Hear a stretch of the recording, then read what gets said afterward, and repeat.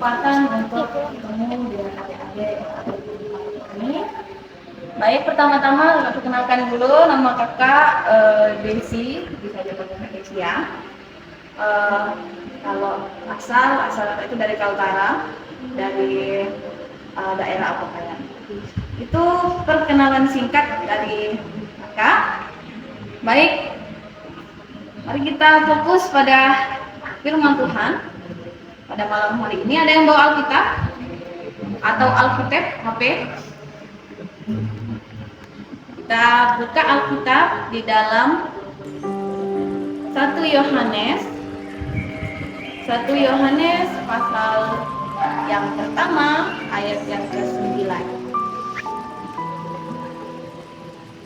Yohanes pasal yang pertama ayat yang ke-9. Sudah menemukannya? Kalau sudah katakan amin. Kita baca bersama-sama ya. 1 Yohanes pasal 1 ayat yang ke-9. 1, 2, 3. Jika kita mengaku dosa kita, maka Ia adalah setia dan adil, sehingga Ia akan mengampuni segala dosa kita dan menyucikan kita dari segala kejahatan. Baik, puji Tuhan untuk pembacaan firman Tuhan ini. Tema kita pada malam hari ini adalah berdamai dengan diri sendiri. Kita mau tanya nih, ada nggak yang masih belum berdamai dengan diri sendiri? Kalau ada nggak ada? Sudah ya? Sudah berdamai dengan diri sendiri ya? Yang puji Tuhan. Berdamai dengan diri sendiri itu syaratnya adalah seperti yang dikatakan di dalam firman Tuhan tadi dalam 1 Yohanes pasal 1 ayat 9 tadi, bahwa kita harus berani mengaku setiap dosa-dosa kita kepada Tuhan. Lalu apa yang dikatakan berdamai dengan diri sendiri? Berdamai dengan diri sendiri adalah orang yang mampu, yang bisa menjaga kedamaian dan kesejahteraan dalam hidupnya tanpa dipengaruhi oleh keadaan apapun, termasuk di dalam dirinya sendiri atau di luar kehidupannya. Jadi adik-adik, pada malam hari ini kita akan berfokus kepada mengapa orang sulit untuk berdamai dengan dirinya sendiri. Itu ada 3 hal yang kita pelajari pada malam hari ini. Yang pertama, mengapa orang sulit berdamai dengan dirinya sendiri? Yaitu pertama, karena masih keras kepala. Dalam Kejadian pasal 4 ayat 6-7 dijelaskan bahwa firman Tuhan kepada Kain, "Mengapa hatimu panas dan mukamu muram? Apakah mukamu tidak akan berseri jika engkau berbuat baik? Tetapi jika engkau tidak berbuat baik, dosa sudah mengintip di depan pintu. Ia sangat menggoda engkau, tetapi engkau harus berkuasa atasnya." Ini perkataan Tuhan kepada Kain, di mana Kain dan Habel sama-sama mempersembahkan korban kepada Tuhan. Tetapi persembahan siapa yang diterima oleh Tuhan? Kain atau Habel? Habel ya. Ya, itu sebabnya Kain menjadi marah karena dia iri sama adiknya Habel, karena Tuhan lebih memilih menerima punya adiknya daripada punya Kain sendiri.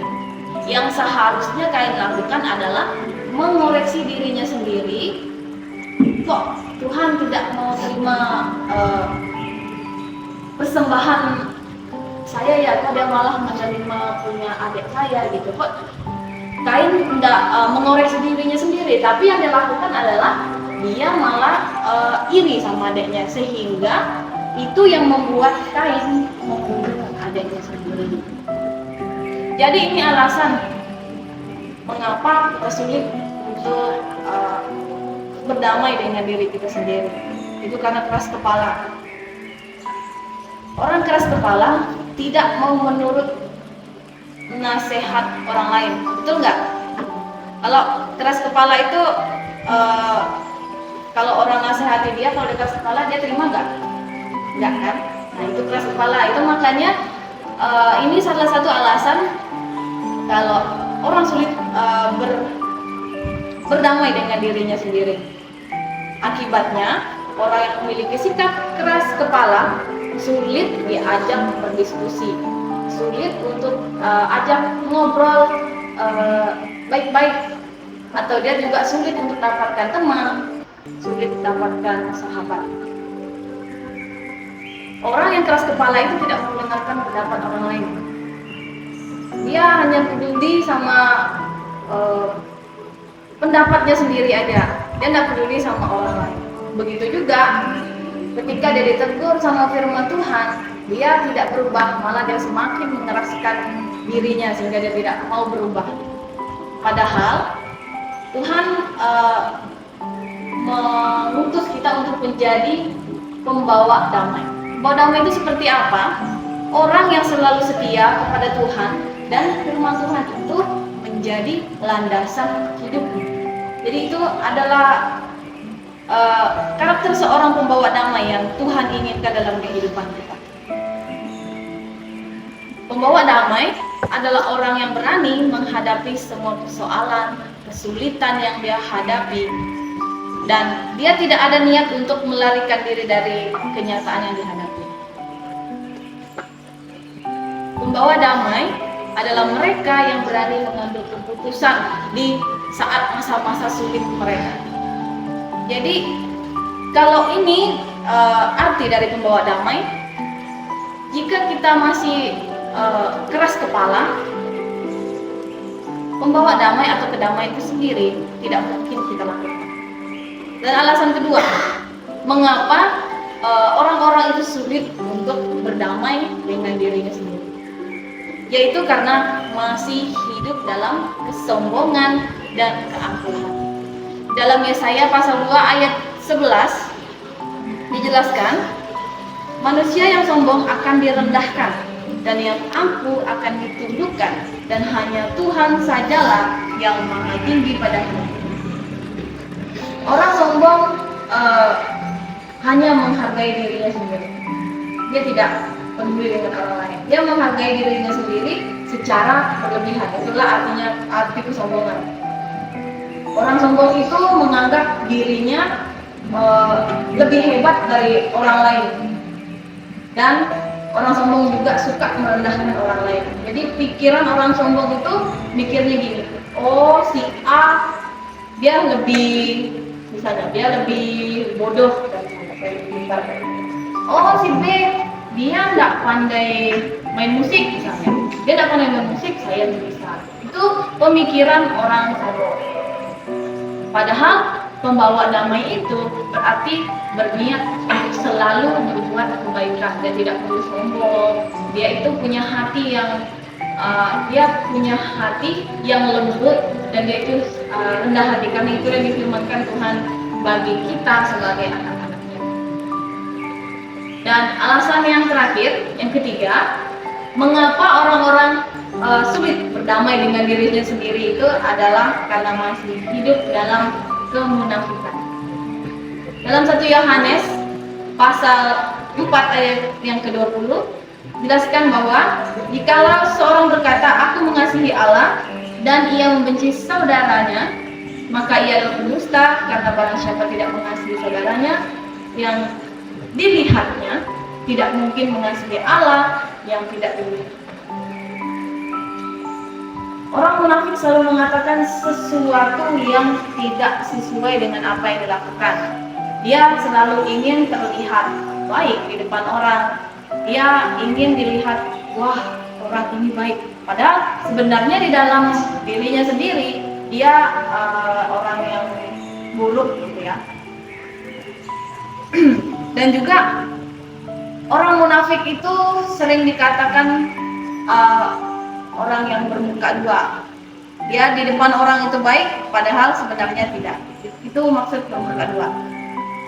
Pembawa damai itu seperti jika kita bertemu sama teman-teman kita berjabat tangan, salaman, sehingga kita boleh mendapatkan damai itu sendiri. Tidak ada kesombongan, tidak ada benci, tidak ada gosip dalam percakapan jika kita bertemu dengan teman atau saudara kita. Itulah yang kita lakukan jika damai itu ada dalam diri kita. Baik, saudara-saudari, adik-adik sekalian, agar dapat hidup berdamai dengan diri sendiri, kita harus lepaskan hidup kita dari keras kepala, dari kesombongan, keangkuhan, bahkan melepaskan diri dari hidup dalam kemunafikan. Adik-adik, keberadaan kita sebagai orang percaya seharusnya selalu membawa damai bagi orang lain melalui kehidupan kita. Kita menjadi kesaksian yang hidup bagi orang lain. Itulah sebabnya Yesus berkata dalam Matius pasal 5 ayat yang ke-9, berbahagialah orang yang membawa damai, karena mereka akan disebut anak-anak Allah. Oleh karena itu, adik-adik yang kakak kasihan Yesus Kristus, libatkan selalu Allah dalam setiap langkah kita, dalam kehidupan kita, maka kita akan disebut anak-anak Allah. Dan sebab itu mari kita terus-menerus memeriksa hati kita, mengoreksi hidup kita, dan kita bertobat secara sungguh-sungguh, tetap memelihara iman kepada Tuhan Yesus dan hubungan kasih dengan sesama, supaya hubungan kita dengan Tuhan semakin akrab, semakin dekat, sehingga Tuhan sayang kepada kita. Amin. Demikian kebenaran firman Tuhan pada malam hari ini. Kiranya ini boleh menjadi pedoman kita boleh melakukannya di dalam kehidupan kita setiap hari. Mari kita satu dalam doa. Bapa kami di surga, kami bersyukur untuk waktu yang telah kami gunakan untuk mendengarkan kebenaran firman Tuhan.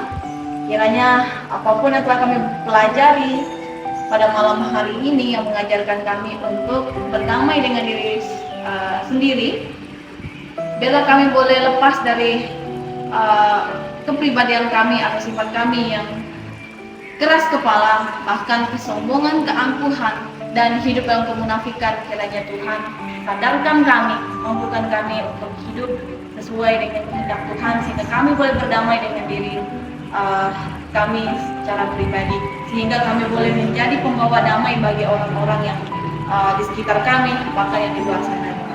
Terpujilah namamu Tuhan, terima kasih. Ini doa kami untuk firman Tuhan ini hanya di dalam nama Tuhan Yesus. Kami mengucap syukur dan berdoa.